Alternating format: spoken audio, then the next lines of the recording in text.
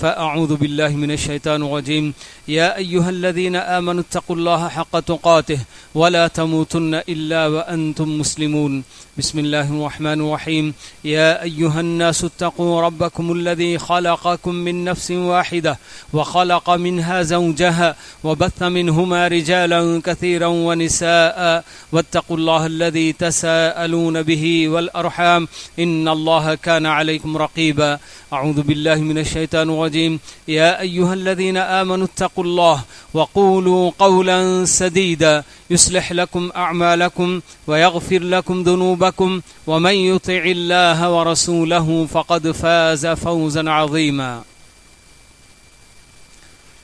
بزرگان محترم، عزیز نوجوان دوستوں، بھائیوں اور قابل احترام اسلامی ماؤں اور بہنوں، پچھلے جمعہ میں نے علم دین سے ناواقف ہونے کے نقصانات کچھ میں نے گنائے تھے. اسی سلسلے کو جوڑتے ہوئے مزید کچھ اور باتیں اسی حوالے سے آپ کے سامنے رکھنے کی کوشش کر رہا ہوں. جس قدر ہمارے اپنے دین میں علم حاصل کرنے پر زور دیا گیا ہے، اور بالخصوص علم شرعی، کہ اللہ کے نبی صلی اللہ علیہ وسلم نے ہمیں بتا دیا کہ طلب العلم فریضۃ علی کل مسلم. علم حاصل کرنا، دین کی معرفت حاصل کرنا، دین سیکھنا، یہ ایک ایک مسلمان پر فرض عین ہے. ایسی بات نہیں کہ ایک گھر میں کوئی ایک بندہ دین سیکھ لیا تو باقی اور سارے لوگوں کو دین سیکھنے کی ضرورت نہیں. ایسی بات نہیں. ہر مسلمان، چاہے وہ مرد ہو، عورت ہو، جوان ہو، بوڑھا ہو، سب کے لیے آپ کا یہ فرمان ہے کہ علم سیکھنا. تو اس علم سے مراد سارے اہل علم یہی بتاتے ہیں کہ علم دین ہے، اس لیے کہ یہی وہ علم ہے کہ جس میں اگر بندہ کوتاہی کرتا ہے سیکھنے میں تو اللہ تعالیٰ کل اسے پوچھیں گے کہ میں نے تمہیں عقل کی نعمت سے نوازا اور دین سیکھنے کے لیے تم کو موقع دیا، مگر تم نے کیوں اس موقع کو گنوایا. باقی دنیاوی جو کچھ بھی فنون ہیں، کوئی ڈاکٹر بنا، کوئی انجینئر بنا، کوئی لائر بنا، کوئی کچھ بنا، کوئی کچھ، تو اس کے بارے میں پوچھا نہیں جائے گا کہ آپ ڈاکٹر کیوں نہیں بنے، آپ انجینئر کیوں نہیں بنے، یہ نہیں ہوگا. مگر اس کے باوجود بھی ہم مسلم گھرانوں کا اگر ہم جائزہ لے کر دیکھتے ہیں، الا ماشاء اللہ بہت کم ایسے گھرانے آپ کو ملیں گے کہ جہاں دنیا بھر کی ہر طرح کی آسائش، قیمتی ساری چیزیں موجود ہوں گی، مگر ان کے اپنے گھر میں دین سیکھنے کے لیے کچھ وقت نکال کر کوئی کتاب پڑھنے کے لیے ان کے اپنے گھر میں دین پر مشتمل کوئی کتاب آپ کو نظر نہیں آئے گی. ہم مسلمانوں کا دین سیکھنے میں کس قدر ہماری اپنی رغبت ہے، اب اس سے اندازہ ہم خود لگا سکتے ہیں کہ سینکڑوں ہزاروں گھرانے، بلکہ لاکھوں گھرانے، دین کی باتیں بتانے والی کوئی ایک کتاب ان کے اپنے گھر میں ہو، ایسی کتاب بالکل بھی ان کو اس گھر کے اندر آپ نہیں دیکھ سکیں گے. جبکہ دنیا بھر کی آسائشیں، ہر طرح کی، کہاں کہاں کون کون سی چیزیں، کیا قیمت ہو اس کی کوئی پرواہ نہیں ہوتی ہے، لیکن یہ چیز میرے اپنے گھر میں ہونا چاہیے، پردے وہاں کے ہونا ہے، صوفہ وہاں کا ہونا ہے، دروازے وہاں کے میں لگاؤں گا، پینٹنگ ایسی کروں گا، ہر چیز ہو سکتی ہے. مگر دین سیکھنے کے لیے ایک الماری ہو جس میں دین پر مشتمل کچھ کتابیں رکھی گئی ہوں، اور وقتاً فوقتاً میں اپنے گھر میں اس کتاب کو نکال کر خود بھی پڑھوں اور میرے اپنے بال بچوں کو پڑھنے کی ہدایت کروں، ان کو بتاؤں، یہ جو موقع ہی نہیں دیتے ہم لوگ. کتنے افسوس کی بات ہے. دیکھیے کہ ہم مسلمان جن پر دین سیکھنا ضروری قرار دیا گیا، اور اسی کی بنیاد پر کل وہاں ہمارے اپنے تعلق سے فیصلے ہوں گے، اچھے یا برے، مگر ہم لوگ دین کے معاملے میں اس قدر بالکل بیزار نظر آ رہے ہیں. دین سیکھنے کے لیے دنیا بھر کی چیزوں کے لیے ہم کروڑوں خرچ کرنے کے لیے تیار ہیں، مگر کچھ کتابیں بڑی اہم کتابیں، مسئلے مسائل احکام وغیرہ جن کی جانکاری ہمارے لیے ضروری ہے، ایسی کتابیں بھی کچھ خرید لیں، چند 100 روپے کی ہوتی ہیں یہ کتابیں، خرید لیں، چاہے اردو زبان میں، تمل زبان میں، انگریزی زبان میں، جو زبان مجھے اچھی طرح سے آتی ہے، جسے میں اچھی طرح سے پڑھ سکتا ہوں، ایسی زبان میں کتابیں کہاں کم ہیں؟ ہر زبان میں آج کتابیں موجود ہیں، مگر بندے ہیں کہ بس ہمارا اپنا کام تھوڑی جو ہے دین سیکھنے کا ہے۔ آپ یہ نہ سمجھیں کہ دین سیکھنے کے لیے کسی مدرسے میں داخل ہو کر ہی پڑھنا ہے، یا پھر اسی طرح سے دین کے نام پر کبھی کبھی جو پروگرام ہو جایا کرتے ہیں اس میں شریک ہو گیا تو میں نے دین سیکھنے کا حق ادا کر دیا، یہ کافی نہیں ہوتا ہے میرے بھائی۔ خود قرآن اللہ کا کلام، ہر گھر میں کلام تو موجود ہوتا ہے، مگر اس کلام اللہ کی تفسیر کتنے بڑے بڑے قدیم زمانے سے برابر جنت تفسیر کرنے والے مفسرین پرانے نئے سب موجود ہیں، مگر بندہ کبھی جو قرآن کریم کی تفسیر اللہ کے اس کلام کو سمجھنے کے لیے تفسیر کی کوئی کتاب، کوئی ایک سیٹ میرے اپنے پاس میں خرید لوں اور اس کے ذریعے وقت نکال کر تھوڑا تھوڑا پڑھنے اور اللہ کے اس کلام کو سمجھنے کی میں کوشش کروں، بالکل بھی اس کی طرف پرواہ نہیں ہوتی۔ قرآن اور حدیث یہی دو چیزیں ہیں جو ہمارے اپنے لیے بالکل ہمارے اپنے دین کی ساری معلومات کا خزانہ انہی میں ہے، یہی دو ہمارے لیے اصل مصدر ہیں۔ جب ہم لوگ اس طرح سے دین سے بیزار ہوتے ہیں اور صحیح دینی علم سیکھنے سے بہت دور ہوتے ہیں تو ایسی صورت میں ان کی کہی ہوئی ہر بات کو بڑے آسانی کے ساتھ ہم لوگ مان لیا کرتے ہیں۔ دین کے نام پر بدعات اور خرافات اور کیسی کیسی نافرمانیاں بالکل کہ دین کا علم نہ ہونے کی وجہ سے ہمارے اپنے معاملات گھروں کے اندر جو ہوتے ہیں، شادی بیاہ وغیرہ کے اندر کیسے کیسے بالکل ابھی قریب میں ایک شادی کو شرکت کرنے کا موقع ہوا تھا ہمارے اپنے ساؤتھ سائیڈ میں، وہاں کا حال دیکھ کر اس قدر میرا دل رو رہا تھا کہ بھئی آخر یہ سارے مسلمان ہیں اور یہاں پردہ نام کی کوئی چیز نظر نہیں آ رہی ہے۔ ہم کو اس محفل میں جانے میں شرم آتی ہے کہ آخر اس میں کیسے ہم جائیں گے، کیسے بالکل کہ مسلمان ہیں، اللہ رسول کی باتیں کیا ہیں، کیا حدود ہیں کہ کون مسلمان کون مرد کس عورت سے مل سکتا ہے، کر سکتا ہے، جو بھی آتا ہے کرتا ہے، مسافے کے لیے ہاتھ بڑھاتے ہیں، بڑے آرام سے ایک دوسرے سے مسافہ کرنے لگ جاتے ہیں۔ ایسی اور بھی بہرحال شادیاں دیکھنے کو ملی ہیں، لیکن بس اب کیا کریں کہ کیسے ان لوگوں کو سمجھایا جائے کہ یہ دین سے بالکل دوری کی وجہ سے، جہالت کی وجہ سے بالکل اس طرح کی کیا ہے صبح شام نافرمانیاں برابر ہوتی رہتی ہیں۔ تو ایک طرف جہاں ہمارے اپنے اندر دین سیکھنے کا جذبہ کتنا ہے کہ ہمارے اپنے گھر دینی کتابوں سے، دینی معلومات پر مشتمل کوئی بھی کتاب ہمارے اپنے گھر میں جو موجود نہیں ہوتی ہے، یہ خود ہمارے اپنے لیے دلیل بنتی ہے کہ ہاں ہم دین سیکھنے کا کتنا جذبہ رکھتے ہیں۔ پھر اس کے بعد یہ جو جہالت جس کے بڑے بڑے نقصانات ہیں، ان نقصانات میں ایک تو یہ بھی کہ ابھی اسی طرح سے کہ بہت سارے غلط عقیدے، جیسے کہ اللہ رسول وغیرہ کے تعلق سے غلط عقیدے لوگ رکھ لیا کرتے ہیں کہ اللہ ہر جگہ موجود ہے، نبی کے بارے میں عقیدہ رکھنے والے رکھتے ہیں کہ بالکل اللہ تعالیٰ کی طرح سے نبی بھی ہر کام کر سکتے ہیں، ہر مشکل آسان کر سکتے ہیں۔ یہ سب عقیدے جہاں ہوتے ہیں تو وہیں اور بھی بہت سارے بگڑے ہوئے عقیدے لوگوں کے اندر بالکل پنپتے ہیں۔ ہم جس ماہ سے گزر رہے ہیں، ماہ سفر، تو سفر کے مہینے کے تعلق سے نحوست کا عقیدہ آج بھی مسلمانوں کے گھرانوں میں پایا جا رہا ہے۔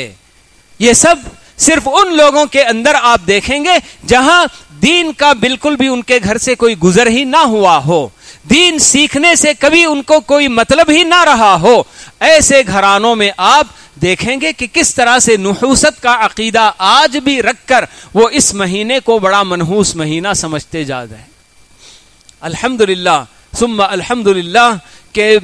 قریب ایک ماضی قریب میں بہت سارے لوگ، اچھے اچھے لوگ بھی اس مہینے میں اپنے گھر کا کوئی اچھی تقریب چاہے وہ شادی بیاہ کی بات ہو یا اپنے گھر کے افتتاح کی بات ہو، ماہ سفر میں بچا کرتے تھے کہ نہیں بھائی سفر کا مہینہ ہے، منحوس مہینہ ہے، نہ اس میں شادی کریں گے، نہ اس میں گھر کے جو ہے کیا بنیاد ڈالیں گے، اور اگر گھر مکمل ہو گیا ہے تو اس کا افتتاح بھی ہم سفر کے مہینے کے بعد کریں گے۔ ایسی بہت سارے عقیدے ہوا کرتے تھے، لیکن الحمدللہ اب یہ عقیدہ بہت حد تک لوگوں میں ختم ہوا جا رہا ہے، اور الحمدللہ ماہ سفر میں بھی شادیاں بھی ہوتی ہیں اور بہت سارے اچھے اچھے کام الحمدللہ ہو جایا کرتے ہیں۔ یہ عقیدہ کوئی نیا عقیدہ نہیں ہے ہمارے اپنے پاس کا، بلکہ شیطان بالکل جہالت کا فائدہ اٹھا کر لوگوں کے اندر اس طرح کے غلط عقائد ان کے دل و دماغ میں بٹھاتا ہے۔ اسی لیے پیارے نبی صلی اللہ علیہ وسلم کے زمانے سے برابر جاہلیت کے زمانے میں بھی لوگ ماہ سفر کو بڑا منحوس مہینہ سمجھا کرتے تھے۔ تو اسی لیے اللہ کے نبی صلی اللہ علیہ وسلم نے حدیث کے اندر بات بتائی کہ لا سفر ولا طیرۃ، لا عدوى ولا طیرۃ ولا سفر ولا حام۔ لوگ عام طور پر بیماریوں کے تعلق سے عقیدہ رکھتے ہیں کہ بیمار کے پاس اگر کوئی بندہ گیا تو اس کی بیماری اسے بھی لگ جائے گی۔ تو اللہ کے نبی صلی اللہ علیہ وسلم نے ہمیں یہ قانون بتایا کہ لا عدوى، کوئی بیماری متعدی نہیں ہوتی کہ ایک آدمی سے دوسرے آدمی کو لگنے والی نہیں ہوتی۔ ہم نے دیکھا ہے بالکل وہ جو کورونا کا ماحول تھا، جس زمانے میں لوگ بہت ڈرایا کرتے تھے کہ بھئی آپ اگر اس مریض کے قریب جائیں گے تو آپ بھی متاثر ہوں گے اور آپ کی زندگی بھی داؤ پر لگ جائے گی۔ ہم نے دیکھا ہے ایک ایسا مریض کہ جس کے دو بیٹے، ایک بیٹا بہت دور دور رہا کرتا تھا مگر دوسرا بیٹا ان کے انتقال پر بھی برابر ان کے قریب رہ کر، ان کے اپنے دور پار کے رشتہ داروں کو برابر ان کی تصویر دکھا کر سب ان کے قریب رہا۔ لیکن آج وہ بچہ بالکل جو نے کہا ماشاءاللہ سے تندرست ہے، سب کچھ ہے، مگر وہ جو دوسرا بچہ جو بہت دور دور رہا کرتا تھا 10-12 دنوں میں وہ بھی فوت ہو گیا۔ تو کوئی بیماری، اللہ کے نبی صلی اللہ علیہ وسلم نے ہمیں بتایا کہ کسی بیماری کے بارے میں آپ یہ ہرگز بھی غلط فہمی میں مبتلا نہ ہو کہ یہ بیماری کسی اور کو بھی لگ جائے گی۔ تو اس عقیدے سے بچانے ہی کے لیے اللہ کے نبی صلی اللہ علیہ وسلم نے ہمیں یہ جو بات بتائی کہ لا عدوى، کوئی بیماری لگنے والی نہیں ہوتی، ولا طیرۃ، اور اسی طرح سے بدشگونی۔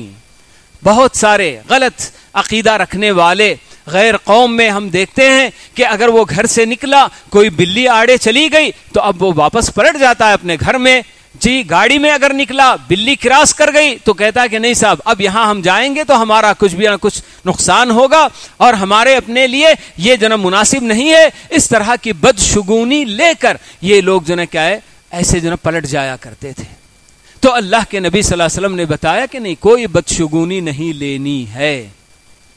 اور خصوصیت کے ساتھ آپ نے بتایا ولا سفر، اور اسی طرح سے سفر کے مہینے کو جیسے لوگ منحوس سمجھا کرتے ہیں، سفر کا مہینہ کوئی منحوس مہینہ نہیں ہے۔ سارا زمانہ اللہ رب العالمین کا بنایا ہوا ہے، اللہ تعالیٰ کی مخلوق ہے۔ تو 12 مہینوں میں سے 11 مہینوں کو آپ کہتے ہیں کہ ان میں کوئی نحوست نہیں، اور ایک مہینے کے اندر دنیا بھر کی ساری نحوستیں اس کے اندر آپ جو سمیٹ کر ڈال دینا چاہتے ہیں۔ یہ سب انسانوں کا بنایا ہوا ہے۔ شیطان ایسے عقیدے انسانوں کے اندر ڈالتا ہے تاکہ وہ اللہ تعالیٰ کے برابر کسی اور چیز کو بھی قرار دے لیں۔ نفع اور نقصان کا مالک صرف اور صرف اللہ تعالیٰ کی ذات ہے، لیکن ایسی بدشگونی کے ذریعے کہ بلی آڑے آ گئی یا کوئی ایسا جو کہ کالا کوا اڑ گیا، تو ان سب چیزوں کے تعلق سے انسان کے دل میں یہ بات وہ بٹھا رہا ہے کہ دیکھو اس سے بھی تمہیں نقصان پہنچا سکتا ہے، یہ چیز بھی تمہیں نقصان پہنچا سکتی ہے۔ اور دوسری طرف یہ عقیدہ مضبوط کراتا ہے کہ بے جان کالی سی ڈوری تمہیں بہت ساری جو کہ بیماریوں سے، آفتوں سے، مشکلوں سے، پریشانیوں سے نجات دلا سکتی ہے، اور لوگوں کے کلائیوں میں، گلے میں کالی ڈوری ڈالنے کا جو رواج اس نے عام کرا دیا۔ گویا نفع کالی ڈوری میں ہے، نفع یعنی کہ کالی ڈوری ہماری اپنی حفاظت کر سکتی ہے، جبکہ ہمیں ہر طرح کی پریشانیوں سے نکالنے کرنے والا، بیماریوں سے نجات دینے والا، صحت عطا کرنے والا یہ صرف اور صرف اللہ رب العالمین ہے۔ وَإِذَا مَرِضْتُ فَهُوَ يَشْفِينِ، اللہ تعالیٰ جو ہے کہ حضرت ابراہیم علیہ السلام کی زبانی اپنے رب کا تعارف کراتے ہوئے ابراہیم علیہ السلام بتاتے ہیں کہ میرا پروردگار وہ ہے جب میں بیمار ہوتا ہوں تو وہی مجھ کو شفا دیتا ہے۔ تو یہ اس طرح کے عقائد صرف لا علمی کی وجہ سے، جہالت کی وجہ سے ایسے بالکل جو ہے کیا ہے، ایسے بڑے غلط عقائد انسان کے اندر جنم لیتے ہیں اور یہ مضبوط سے مضبوط ہوتے چلے جاتے ہیں۔ تو آپ نے یہ 4 چیزیں بتائیں کہ لا عدوى ولا طیرۃ ولا سفر ولا حامۃ۔ حامہ جیسے کہ بہت سارے گھرانوں میں آج بھی ڈرتے ہیں، الو اگر بول گیا رات میں اگر الو بولتا ہے تو ایسی صورت میں ڈرتے ہیں کہ کہیں صبح ہوتے ہوتے کہیں کوئی جو نہ کیا ہے ہمارے گھر میں کوئی مصیبت نہ اتر جائے، کسی کا انتقال نہ ہو جائے۔ گھر پر اگر رات میں اپنے گھر کے چھت پر رات کے وقت میں الو بیٹھ کر بول گیا تو سمجھتے ہیں کہ یہ ایسی جو نہ کیا ہے ایک مصیبت آنے والی ہے۔ تو ان تمام غلط عقائد سے اللہ کے نبی صلی اللہ علیہ وسلم نے ہمیں چھٹکارا دلانے کے لیے یہ ساری باتیں آپ نے بتائیں۔ تو یہ سب نتیجہ صرف جہالت کا ہوتا ہے۔ شیطان انسان کی جہالت کا فائدہ اٹھاتا ہے اور اس کے اندر اس طرح کے عقائد، غلط عقائد کو مضبوطی کے ساتھ بٹھانے کی کوشش کرتا ہے۔ لیکن جو بندہ صحیح عقیدہ رکھتا ہے اور اسے معلوم ہے کہ اللہ کے علاوہ اور کوئی نافع بھی نہیں، ضار بھی نہیں، جی جیسے کہ اللہ کے نبی صلی اللہ علیہ وسلم نے چھوٹے بچے حضرت عبداللہ بن عباس، جی یہ سب ہمارے اپنے لیے بھی یہ عبرت کی بات ہے، درس کی بات ہے کہ ہم ہمارے اپنے گھروں میں بھی بچوں کے دماغوں میں یہ سب باتیں بٹھائیں۔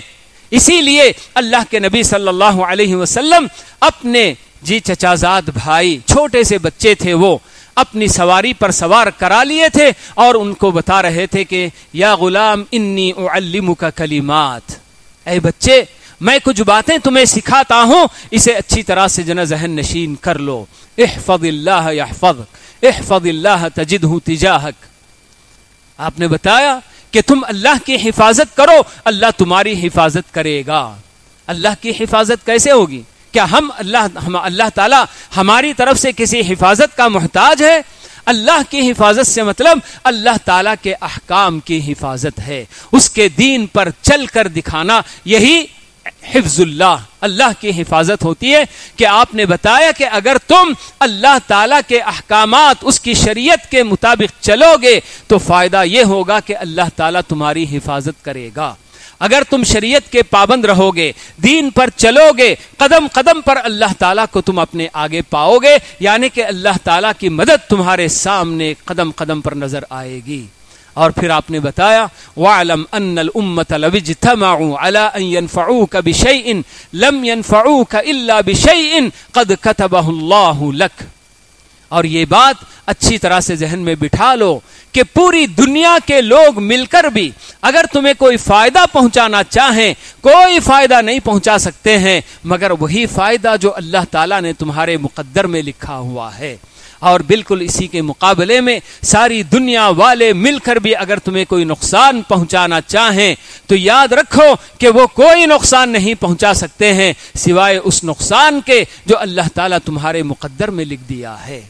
یہ عقیدہ اگر مضبوط ہو تو پھر اس کے بعد آدمی کسی کی فکر نہیں کرتا ہے، کسی جادو کی، کسی اور ٹونے کی، کسی اور طرح کے کسی بھی طرح کے نقصان کی۔ کیوں؟ اس لیے کہ اسے معلوم ہے، اللہ تعالیٰ بتاتے ہیں جادو کے تعلق سے کہ ہاں جادو فی نفسی ہی کوئی نقصان اپنا نہیں پہنچا سکتا مگر اللہ کی اجازت ہو کہ ہاں اس جادو کے ذریعے کسی کا کوئی نقصان ہو تو پھر ہو سکتا ہے۔ وما ہم بضارین بہ من احد الا باذن اللہ، اللہ تعالیٰ نے جب کہہ دیا تو دنیا والے کسی بھی طرح کی چالیں چل کر، کتنی بھی کوششیں کر کے کسی کو کوئی نقصان پہنچانا چاہیں نہیں پہنچا سکتے ہیں۔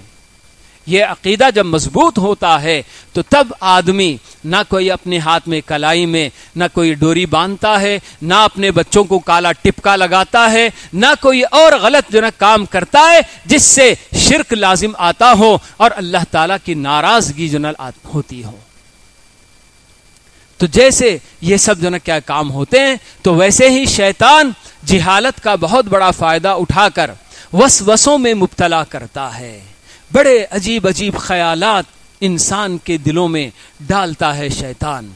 کتنے ایسے وسوسے، خاص کر ہماری وہ عبادت جس عبادت میں ہم اللہ رب العالمین کے سب سے زیادہ قریب ہوا کرتے ہیں، نماز جس میں اللہ تعالیٰ نے سجدہ بھی کرنے کا حکم دیا اور سجدے کی حالت میں بندہ اپنے رب سے سب سے زیادہ قریب ہوتا ہے، ایسی عبادت کو بگاڑنے کی اور اسے برباد کرنے کی شیطان پوری کوشش کرتا ہے۔ اسی لیے جیسے ہی بندہ نماز میں کھڑا ہوتا ہے، چاہے وہ فرض نماز ہو، نفل نمازیں ہوں، کوئی بھی نماز، شیطان اس کی اپنی نماز میں وسوسے ڈالنے کی کوشش کرتا ہے، برے برے خیالات یا پھر دنیا بھر کے ایسے خیالات کہ جس میں آدمی مشغول ہو جاتا ہے، ایسے بالکل محو ہو جاتا ہے، اسے یاد بھی نہیں رہتا کہ میں نے ایک رکعت میں 2 سجدے کیے کہ ایک سجدہ کیا۔ 2 رکعت اگر اس کی نماز ہو گئی ہو تو اس کو شک ہونے لگتا ہے میں نے 1 رکعت پڑھی ہے کہ 2 رکعت پڑھی ہے۔ یہ سب شیطان کی اپنی کارستانی ہوتی ہے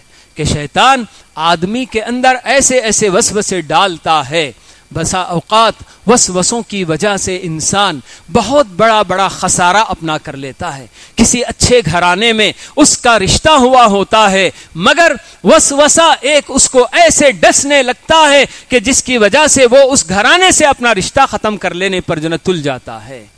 بعد میں اس کو افسوس ہوتا ہے، پچھتاوا ہوتا ہے کہ یہ میں نے کیا کر دیا، محض وسوسے کی وجہ سے۔ کبھی کسی اچھے پوسٹ پر ہوتا ہے بندہ، کسی اچھی کیا ہے تجارت میں لگا رہتا ہے، مگر وسوسہ ایسے اس کو کیا ہے کھاتا جاتا ہے اندر سے کہ جس کی وجہ سے وہ اپنا وہ پوسٹ بھی چھوڑ دیتا ہے، یا اپنا مکان جسے وہ بڑی کیا ہے خواہشوں سے ہر طرح کی کیا ہے سہولتوں کے ساتھ بنایا ہوا ہوتا ہے، لیکن مکان میں جانے کے بعد کوئی بھی ایک عجیب و غریب واقعہ ہو گیا اور وہاں سے اس کے اپنے دل میں کوئی ایسا وسوسہ بالکل بیٹھ جاتا ہے کہ اس مکان میں رہنا میرے لیے بالکل بھی صحیح نہیں ہے، اسی طرح پتہ نہیں میرے گھر والوں کا اور کیا کیا نقصان نہیں ہوگا، اونے پونے داموں میں بیچنے کے لیے تیار ہو جاتا ہے۔ تو یہ سب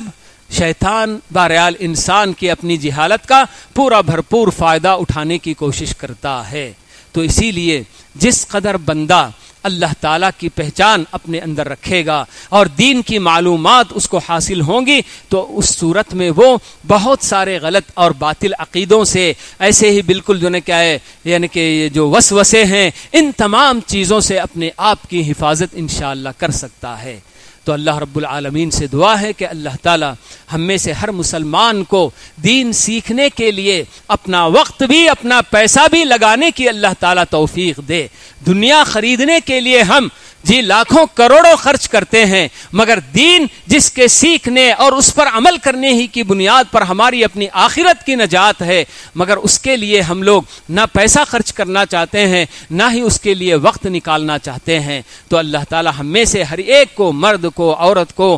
بوڑھے جوان، سب کو اللہ تعالی اس کی توفیق دے کہ وہ دین سیکھنے کے لیے وقت بھی لگائیں اور پیسہ بھی خرچ کریں، اور اس کے اندر رغبت بھی ان کے اندر اللہ تعالی پیدا فرمائے۔ اور نا علمی کی وجہ سے، جہالت کی وجہ سے جو بہت سارے غلط عقائد مردوں میں، عورتوں میں جو پائے جا رہے ہیں، اللہ رب العالمین انہیں صحیح علم دے کر اس طرح کے غلط عقیدوں سے اللہ تعالیٰ ان کو نجات عطا فرمائے۔ آمین۔ اقول قولی ھذا واستغفر اللہ لی ولکم ولسائر المسلمین من کل ذنب فاستغفروہ انہ هو الغفور الرحیم۔